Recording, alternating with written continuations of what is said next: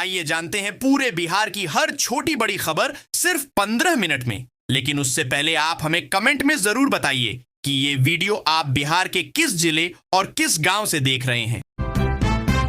बिहार शरीफ नगर निगम का bulldozer action, Ranchi road से हटाया गया अतिक्रमण अभियान से हड़कंप नई सरकार के गठन के बाद प्रशासनिक अनुशासन की सख्ती बिहार शरीफ में साफ दिखी। नगर निगम ने मंगलवार को शहर की सबसे व्यस्त और व्यापारिक रूप से अहम रांची रोड पर व्यापक अतिक्रमण हटाओ अभियान चलाया। भैंसासुर चौक के आसपास अवैध निर्माणों पर बुलडोजर चलाकर संदेश दिया गया कि शहर में किसी भी तरह का अतिक्रमण स्वीकार नहीं होगा। उपनगर आयुक्त ने नेतृत्व संभाला। पुलिस बल, निगम कर्मी और भारी मशीनरी के साथ सुबह अभियान शुरू हुआ। सर्वे के बाद नोटिस के बावजूद नियम न मानने वालों पर बिना रियायत कार्रवाई हुई। बुलडोजर पहुंचते ही व्यापारियों में हलचल हुई। 400 माफिया की सूची तैयार। गृह मंत्रालय संभालते ही एक्शन में सम्राट चौधरी। जेल में खाने पर भी सख्त निर्देश। गृह मंत्री सम्राट चौधरी ने पदभार संभालते ही सख्त कार्रवाई का संकेत दिया। स्कूल कॉलेज में लड़कियों से छेड़खानी रोकने हेतु महिला कर्मियों वाला एंटी रोमियो स्क्वाड बनाने की घोषणा की। पूर्व डीजीपी और पुलिस मुख्यालय के वरीय अधिकारियों संग 2 घंटे मंत्रणा के बाद उन्होंने कहा कि नीतीश कुमार के सुशासन को आगे बढ़ाते हुए लॉ एंड ऑर्डर, साइबर अपराध नियंत्रण और जेल निगरानी सुदृढ़ की जाएगी। जेल में मोबाइल की पहुंच की समीक्षा होगी। बिना डॉक्टर अनुमति के जेल में खाने का प्रवेश वर्जित रहेगा। इंटरनेट मीडिया पर अभद्रता, गाली गलौज पर सख्त कार्रवाई होगी। जमीन, बालू और शराब माफिया की पहचान कर स्पीडी ट्रायल बढ़ाया जाएगा। संपत्ति जब्ती हेतु 400 से अधिक अपराधियों को चिन्हित किया गया। 2 मामलों में सहमति मिल चुकी है। गृह मंत्री को BSAP 1 की बटालियन ने गार्ड ऑफ ऑनर दिया। 26 नवंबर को पूरे प्रदेश में कांग्रेस का संविधान बचाओ कार्यक्रम, लोकतंत्र और संवैधानिक मूल्यों की रक्षा का उद्देश्य बिहार कांग्रेस ने 14 दिसंबर को दिल्ली के रामलीला मैदान में होने वाली वोट चोर गद्दी छोड़ महारैली की तैयारी तेज करने के निर्देश दिए। जिला अध्यक्षों, मोर्चा संगठनों और प्रकोष्ठों से हस्ताक्षर अभियान, पोस्टर, इंटरनेट मीडिया, जनसंपर्क और सामूहिक बैठकों पर गति बढ़ाने को कहा। पार्टी ने इसे लोकतंत्र और संविधान की रक्षा का जन संकल्प बताया। प्रदेश कांग्रेस 26 नवंबर संविधान दिवस पर सभी जिला मुख्यालयों में संविधान बचाओ कार्यक्रम आयोजित करेगी। अध्यक्ष राजेश राम के अनुसार उद्देश्य संविधान की मूल भावना, लोकतांत्रिक मूल्यों और संस्थागत स्वतंत्रता की रक्षा के संकल्प को दोहराना है। उन्होंने कहा कि बढ़ते खतरे के बीच जन जागरूकता और संवैधानिक मूल्यों का प्रसार आवश्यक है। विधानसभा चुनाव में हार के बाद कांग्रेस विस्तृत समीक्षा बैठकों से प्रदर्शन का निष्पक्ष विश्लेषण करेगी और संगठनात्मक सुधारों पर ठोस कदम उठाने की दिशा तय करेगी। पटना में मौसम का असर। सब्जियों के दाम आसमान पर। पटना में मौसम बदलने का असर अब सीधे घर घर के बजट पर दिख रहा है। भारी बारिश और जल जमाव से दियारा व आसपास के जिलों की फसलें खराब हो गईं, जिससे मंडियों में सब्जियों की आवक घट गई। आपूर्ति कम होते ही कीमतें बेतहाशा बढ़ गईं। फूल गोभी और मूली को छोड़कर लगभग हर सब्जी 60 रुपए किलो से ऊपर बिक रही है। टमाटर 70 से 100 रुपए किलो, बैंगन 60 से 100 रुपए किलो, हरी मिर्च 80 से 110 रुपए किलो और धनिया पत्ता 100 से 120 रुपए किलो तक पहुंच गया है। दुकानदारों का कहना है कि स्थानीय माल नहीं मिल रहा, बाहर से लाना पड़ रहा है। बेंगलुरु से आने वाला टमाटर महंगा पड़ रहा है। बढ़े दामों ने आम घरों का बजट बिगाड़ दिया है और लोग परेशान हैं। सोनपुर में बनेगा मरीन ड्राइव और इंटरनेशनल एयरपोर्ट। बिहार के उप मुख्यमंत्री सम्राट चौधरी ने सोनपुर को बड़ा शहर बनाने का संकल्प जताया। बाबा हरिहरनाथ मंदिर में पूजा अर्चना के बाद उन्होंने कहा कि यहां मरीन ड्राइव और मंदिर परिसर में कॉरिडोर बनेगा। साथ ही इंटरनेशनल एयरपोर्ट का प्रयास शुरू हो चुका है। उन्होंने कहा कि अगले 5 वर्षों में सोनपुर पूरी तरह बदला हुआ दिखेगा और दुनिया की नजर में महत्वपूर्ण स्थान बनेगा। चौधरी ने दोहराया कि बिहार में मुख्यमंत्री नीतीश कुमार के नेतृत्व में सुशासन है और आगे भी रहेगा। उन्होंने कहा कि सोनपुर को गोद लिया है और यहां विकास की नई तस्वीर बनेगी। सांसद राजीव प्रताप रूढ़ी भी लगातार प्रयासरत हैं। सरकार का लक्ष्य है कि सोनपुर को आधुनिक सुविधाओं से लैस कर अंतरराष्ट्रीय पहचान दिलाई जाए। पत्नी बच्चों को दिल्ली भेज। राबड़ी आवास से निकले तेजस्वी चुनाव परिणाम के बाद चुप्पी साधे तेजस्वी यादव सोमवार को पहली बार राबड़ी आवास से बाहर निकले। उन्होंने मीडिया से कोई प्रतिक्रिया नहीं दी और सीधे अपने सरकारी आवास चले गए। उनकी पत्नी राजश्री यादव बच्चों के साथ दिल्ली रवाना हो गई। चर्चा है कि तेजस्वी भी छुट्टियां मनाने दिल्ली जाएंगे। चुनावी हार के बाद उनके सोशल मीडिया अकाउंट पर गतिविधि लगभग बंद है। 14 नवंबर को आए परिणाम ने उनकी उम्मीदों पर पानी फेर दिया। 20 नवंबर को उन्होंने मंत्रिमंडल को बधाई का पोस्ट किया था। उसके बाद कोई गतिविधि नहीं दिखी। राजद ने हालांकि एनडीए की जीत को वोट चोरी का परिणाम बताया और सुशासन पर सवाल उठाए। तेजस्वी की खामोशी से राजनीतिक हलकों में अटकलें तेज हैं। धर्मेंद्र के निधन पर शोक। नीतीश और चिराग ने जताई संवेदना। हिंदी फिल्मों के दिग्गज अभिनेता और पूर्व सांसद धर्मेंद्र के निधन पर मुख्यमंत्री नीतीश कुमार ने गहरी शोक संवेदना व्यक्त की। उन्होंने कहा कि धर्मेंद्र का जाना फिल्म जगत और राजनीति के लिए अपूरणीय क्षति है। राज्यपाल आरिफ मोहम्मद खान ने भी कहा कि धर्मेंद्र अपनी यादगार भूमिकाओं और सरल व्यक्तित्व से लोगों के दिलों में हमेशा जीवित रहेंगे। केंद्रीय मंत्री चिराग पासवान ने लिखा कि उनका अंदाज और स्नेह हमेशा अमर रहेगा। धर्मेंद्र ने अपने लंबे करियर में अभिनय की गहरी छाप छोड़ी और करोड़ों दिलों में अमिट छाप बनाई। पद्म भूषण से सम्मानित धर्मेंद्र का जाना भारतीय सिनेमा के लिए बड़ा नुकसान है। उनके प्रशंसक और परिजन शोकाकुल हैं। पूरे देश को हिला दूंगी। एसआईआर विरोधी रैली में सीएम ममता की चेतावनी। पश्चिम बंगाल की मुख्यमंत्री ममता बनर्जी ने मंगलवार को उत्तर 24 परगना जिले के बनगांव में मथुआ समुदाय की रैली में केंद्र सरकार और भाजपा पर तीखा हमला बोला। उन्होंने कहा कि एसआईआर की आड़ में वैध मतदाताओं का नाम हटाने की कोशिश की जा रही है, जो लोकतंत्र के लिए खतरनाक है। ममता ने चेतावनी दी कि अगर बंगाल की वोटर लिस्ट से नाम हटे तो केंद्र सरकार भी गिर जाएगी। उन्होंने चुनाव आयोग को भाजपा आयोग बताया और मथुआ समुदाय को आश्वस्त किया कि उनका नाम सूची से बाहर नहीं होगा। ममता ने आरोप लगाया कि भाजपा सीए कार्ड के नाम पर पैसे इकट्ठा कर रही है। उन्होंने कहा कि भाजपा का खेल बिहार में विपक्षी नेता नहीं समझ पाए, लेकिन बंगाल में यह सफल नहीं होगा। ममता ने कहा कि अगर भाजपा ने बंगाल को छूने की कोशिश की तो हम पूरे देश को हिला देंगे। यूपी बिहार में पड़ेगी कड़ाके की ठंड। आईएमडी ने बारिश का अलर्ट जारी किया। उत्तर भारत में सर्दियों ने दस्तक दे दी है। पहाड़ी राज्यों में बर्फबारी के बाद तापमान तेजी से गिर रहा है। मौसम विभाग ने चेतावनी दी है कि जम्मू कश्मीर, हिमाचल प्रदेश और उत्तराखंड में पारा रिकॉर्ड तोड़ गिरावट दर्ज करेगा। श्रीनगर, नैनीताल, देहरादून, मनाली और शिमला में ठंड बढ़ने का अनुमान है। वहीं बंगाल की खाड़ी में निम्न दबाव का क्षेत्र बनने से अंडमान निकोबार में 25 से 29 नवंबर तक भारी बारिश की संभावना है। तमिलनाडु, केरल और माहे में 25 से 27 नवंबर तक तेज बरसात होगी। आंध्र प्रदेश, पुडुचेरी और केरल के तटीय इलाकों में भी 30 नवंबर तक बारिश का अलर्ट है। समुद्र में उफान रहेगा, जिससे मछुआरों और पर्यटकों को तटीय इलाकों से दूर रहने की चेतावनी दी गई है। उत्तर भारत में ठंड और दक्षिण में बारिश का असर साफ दिख रहा है। पत्थरी का सुपर स्पेशलिटी अस्पताल में फ्री ऑपरेशन, 24 घंटे में छुट्टी। जवाहरलाल नेहरू मेडिकल कॉलेज अस्पताल के सुपर स्पेशलिटी विंग में अब किडनी पत्थरी के मरीजों को मुफ्त और आधुनिक इलाज मिल रहा है। यहां बिना किसी खर्च के सुरक्षित सर्जरी की जा रही है और मरीज को 24 घंटे के भीतर छुट्टी दे दी जाती है। सरकार ने 3 यूरोलॉजिस्ट सर्जन, प्रशिक्षित नर्सें और तकनीकी टीम की तैनाती की है। फिलहाल जानकारी के अभाव में कुछ ही मरीज लाभ ले पाए हैं, लेकिन सुविधा शुरू होने से लोगों को राहत मिलेगी।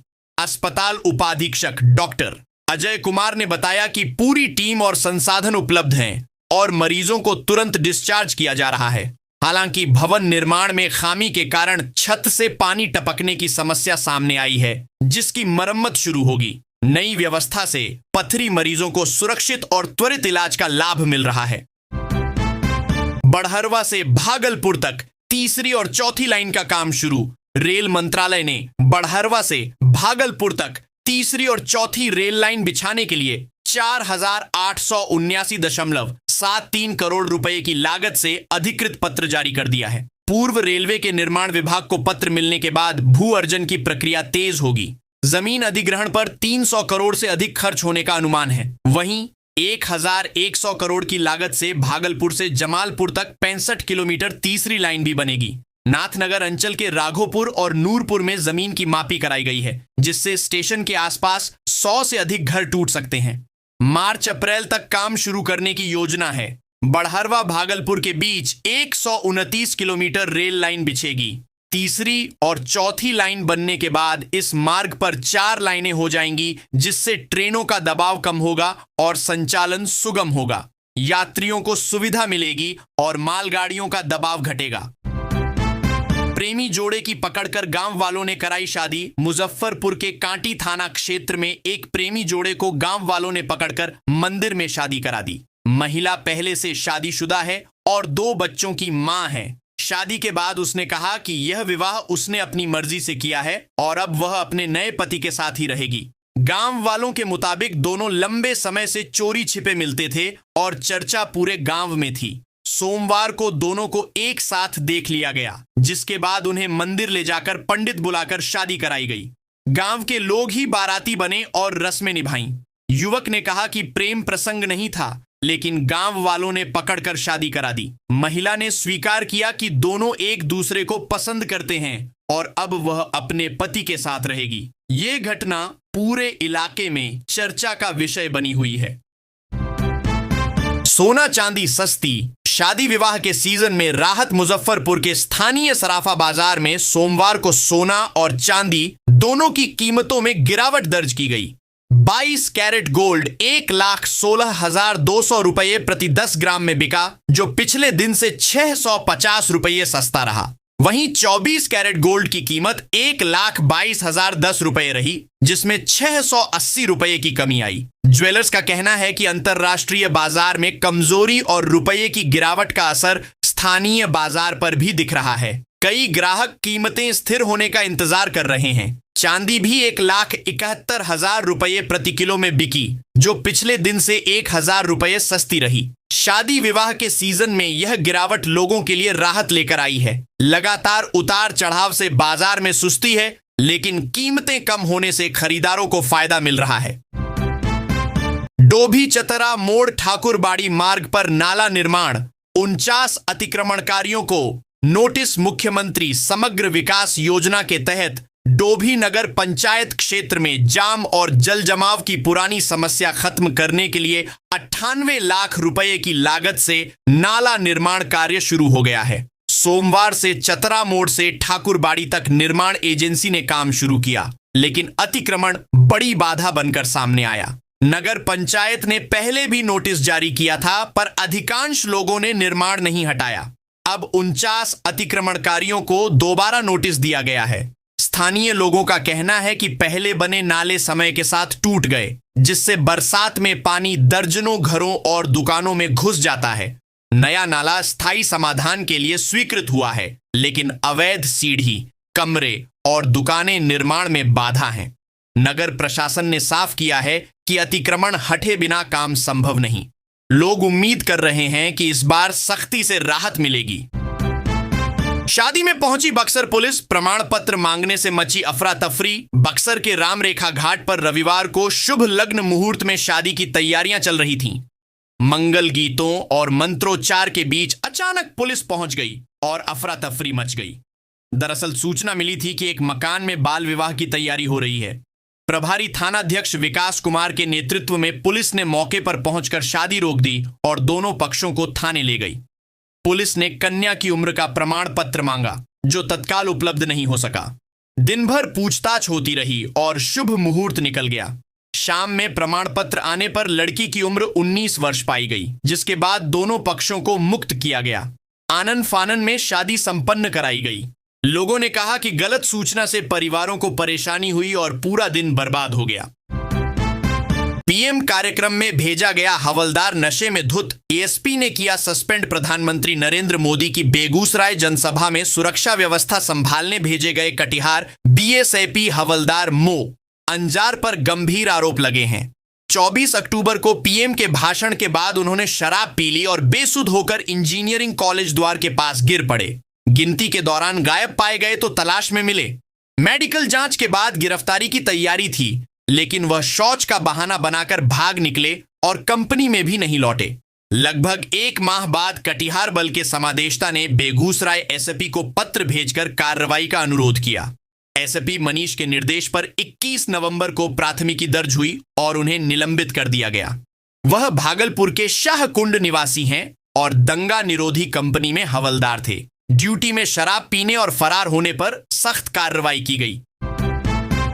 आरा में बुलडोजर एक्शन, डीएम बोले सड़क पर कब्जा अस्वीकार्य। आरा में मंगलवार को डीएम तनय सुल्तानिया के निर्देश पर बड़े पैमाने पर अतिक्रमण उन्मूलन अभियान चलाया गया। सिंडिकेट, चौक, सब्जी मंडी, पड़ाव और बड़ी मस्जिद समेत व्यस्त क्षेत्रों में अवैध कब्जे हटाए गए। नगर निगम और प्रशासनिक टीम ने दुकानों के बाहर रखी वस्तुएं जब्त की और फुटपाथ पर फैले अतिक्रमण हटाए। अभियान से हड़कंप मच गया। डीएम ने कहा कि सड़क और सार्वजनिक स्थलों पर कब्जा किसी भी कीमत पर स्वीकार नहीं होगा। नियमों की अनदेखी करने वालों को चिन्हित कर आगे भी कार्रवाई होगी। शहरी प्रबंधन इकाई को जनहित में प्रभावी कदम जारी रखने और हटाए गए अतिक्रमण को दोबारा स्थापित होने से रोकने का निर्देश दिया गया। अभियान के दौरान भारी पुलिस बल तैनात रहा। भीड़ हटाने में मशक्कत हुई, लेकिन अधिकारी जुटे रहे और अभियान सफल रहा। सहयोग न करने वालों पर जुर्माना भी लगाया गया। नई सरकार बनते ही आरा में रिंग रोड निर्माण शुरू। आरा शहर को जाम से मुक्ति दिलाने के लिए 18 करोड़ 80 लाख रुपए की लागत से रिंग रोड निर्माण कार्य शुरू हो गया है। यह सड़क चंदवा पासवान चौक से धरहरा मोड़ तक 7.5 किलोमीटर लंबी बनेगी। मुख्यमंत्री नीतीश कुमार ने विधानसभा चुनाव से पहले प्रगति यात्रा के दौरान इसका शिलान्यास किया था। सभी कानूनी प्रक्रियाएं पूरी होने के बाद बांध की मिट्टी लेवलिंग, झाड़ी और पेड़ पौधों की सफाई का काम शुरू हो गया है। शुक्रवार से मिट्टी भराई का कार्य तेजी से होगा। निर्माण बाधा रहित हो, इसके लिए बिजली कंपनी से 80 पोल और ट्रांसफार्मर हटाने का खर्च मांगा गया है। रिंग रोड बनने से शहर की गाड़ियों को पटना और बक्सर की ओर नया वैकल्पिक मार्ग मिलेगा। इससे जाम की समस्या कम होगी और वाहनों को गंतव्य तक पहुंचने में समय की बचत होगी।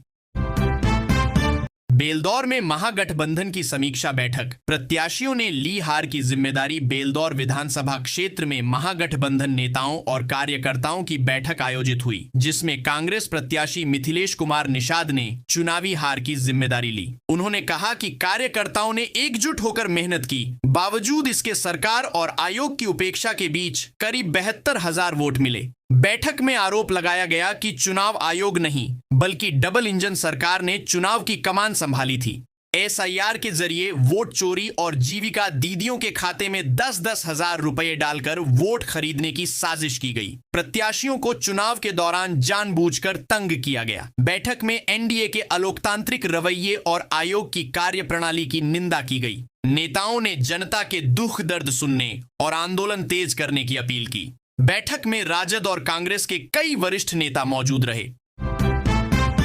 पीएम आवास योजना के सर्वेक्षित परिवारों का होगा 100% सत्यापन। जिले के सभी 11 प्रखंडों में प्रधानमंत्री आवास योजना ग्रामीण के अंतर्गत 2024 से 25 में आवास निर्माण हेतु 1,44,744 परिवारों का सर्वेक्षण किया गया है। इनमें से 11,544 परिवारों ने स्वयं सर्वेक्षण कराया था। अब ग्रामीण विकास विभाग ने 100% सत्यापन का निर्देश दिया है। प्रखंड स्तरीय सरकारी कर्मियों द्वारा सत्यापन किया जाएगा। एमआईएस पदाधिकारी सुधीर कुमार पांडेय ने बताया कि सत्यापन के बाद ही प्राथमिकता निर्धारण गांव सभा में अनुमोदन के उपरांत होगा और अंतिम सूची तैयार की जाएगी। पात्रता नहीं रखने वाले परिवारों के नाम सूची से बाहर कर दिए जाएंगे। नियमों के अनुसार सरकारी सेवा में कार्यरत 15,000 से अधिक आय वाले आयकरदाता, बड़े भूमि धारक और किसान क्रेडिट कार्ड पर 50,000 से अधिक आहरण सीमा वाले परिवार योजना के लिए पात्र नहीं होंगे। सत्यापन से वास्तविक लाभुकों को योजना का लाभ मिलेगा। सीमांचल की सरजमीन को अल्लाह ने नियामतों से नवाजा, बोले ओवैसी। एआईएमआईएम सुप्रीमो असदुद्दीन ओवैसी ने कोचाधामन प्रखंड के रहमतपाड़ा में सभा को संबोधित करते हुए कहा कि सीमांचल की सरजमी को अल्लाह ने बेपनाह नियामतों से नवाजा है। यहाँ हर तरह की खेती होती है और मीठे पानी का भंडार है। उन्होंने कहा कि सीमांचल वासियों ने मोहब्बत दिखाकर AIMIM को 5 विधायक दिए हैं, इसलिए वह शुक्रगुजार हैं। ओवैसी ने कहा कि विधायक सिर्फ अपने क्षेत्र नहीं बल्कि पूरे सीमांचल की तरक्की के लिए काम करेंगे। AMU सेंटर किशनगंज की बाधाएं दूर करने और कोचाधामन में डिग्री कॉलेज खोलने का प्रयास होगा। नीतीश कुमार को मुख्यमंत्री बनने पर उन्होंने बधाई दी और सीमांचल की बदहाली दूर करने की अपील की। प्रदेश अध्यक्ष अख्तरुल ईमान ने कहा कि ओवैसी ने सीमांचल की गुर्बियत को नजदीक से देखा है और इसके विकास के लिए संघर्ष कर रहे हैं। सभा में बड़ी संख्या में लोग मौजूद रहे। गृहमंत्री बनने के बाद तारापुर पहुंचे सम्राट चौधरी, रोड शो में दिया संदेश। गृहमंत्री बनने के बाद उप मुख्यमंत्री सम्राट चौधरी पहली बार 2 दिवसीय दौरे पर तारापुर पहुंचे और खुले जीप में रोड शो कर जनता का आभार जताया। उन्होंने कहा कि NDA सरकार जनता के विश्वास और विकास की प्रतिबद्धता पर आगे बढ़ रही है। मुख्यमंत्री नीतीश कुमार के नेतृत्व में बिहार में कानून का राज सर्वोपरि रहेगा और अपराधियों को किसी भी कीमत पर बख्शा नहीं जाएगा। उन्होंने कहा कि तारापुर की जनता ने उन्हें रिकॉर्ड मतों से जिताया है और वे क्षेत्र के समग्र विकास के लिए योजनागत तरीके से काम करेंगे। गांव से शहर तक विकास की नई रोशनी फैलाने के लिए अनेक योजनाओं पर तेजी से काम हो रहा है। उन्होंने आश्वस्त किया कि अपराध के मामलों में ढिलाई नहीं होगी और जनता की समस्याओं के समाधान के लिए उनके दरवाजे हमेशा खुले रहेंगे। जगह जगह उनका भव्य स्वागत हुआ। नवादा में महिलाओं के लिए पिंक बस सेवा शुरू। नवादा जिले में महिलाओं की सुरक्षित और सम्मानजनक यात्रा के लिए पिंक बस सेवा की शुरुआत हो गई है। बिहार राज्य पथ परिवहन निगम ने 5 मार्गों पर बसें उतारी हैं, जिनमें पकरी बरावां, कोआकोल, गोविंदपुर और सिरदला प्रखंड शामिल हैं। एक बस राजगीर तक चलेगी, जिससे महिलाएं पर्यटन स्थल का आनंद ले सकेंगी। मुख्यमंत्री नीतीश कुमार ने महिला सशक्तिकरण की दिशा में यह पहल की थी और अब नवादा की महिलाएं भी इसका लाभ पा रही हैं। इन बसों में कंडक्टर और स्टाफ महिलाएं होंगी। भविष्य में ड्राइवर भी महिलाएं होंगी। फिलहाल प्रशिक्षण दिया जा रहा है। पिंक बसों से महिलाओं को ऑटो और ई-रिक्शा जैसी असुविधाजनक यात्रा से राहत मिलेगी। ये बसें आरामदायक, सुरक्षित और सस्ती होंगी। मुख्य रूप से स्कूल, कॉलेज और कार्यालय समय में इनका परिचालन होगा, जिससे ग्रामीण और शहरी महिलाओं को सुविधा मिलेगी।